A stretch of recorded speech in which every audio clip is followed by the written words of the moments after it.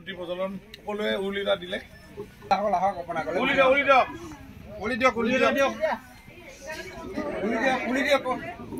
উলি নাইকিয়া হ'লে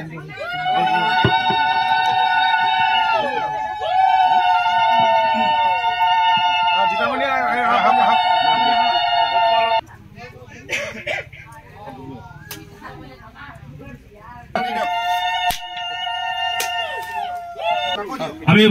উদাহৰণ নিয়ে আমাৰ আৰম্ভ কৰি লৈছো আমাৰ কাৰ্যসূচী বিশেষকৈ আমাৰ প্ৰাৰ্থীসকল আছে পঞ্চায়তৰ সকলোকে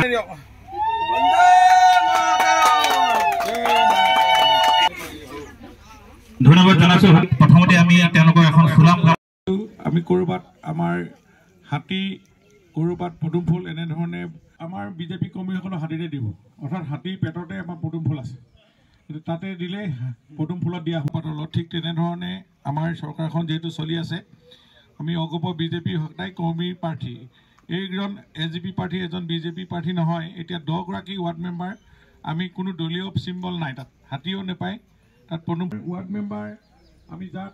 আমি প্ৰক্ষেপ কৰিছোঁ নিৰ্দলীয় প্ৰাৰ্থী হিচাপে আমাৰ 1 নম্বৰ দিছোঁ দয়ানন্দ এতিয়া পঞ্চায়ত নিৰ্বাচনৰ কাৰ্যালয়বিলাক আমি উদ্বোধন কৰিছোঁ 10টা ৱাৰ্ডৰ আমাৰ সমৰ্থিত প্ৰাৰ্থী আৰু এপি প্ৰাৰ্থী আৰু জেপিচিক লৈ ৰাইজক পৰিচয় কৰাই দিছোঁ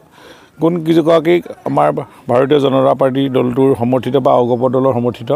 আমি মিত্ৰজোঁট হিচাপে এবাৰ নিৰ্বাচনত অৱতীৰ্ণ হৈছোঁ আৰু আমি ভাবিছোঁ ৰাইজ এবাৰ বিজেপি পক্ষত আৰু বিৰোধীটো নিষ্পাপ দেখিছোঁ তেওঁলোকৰ সেই লোকসভাত যি গৌৰৱ গগৈ সেই মেজিক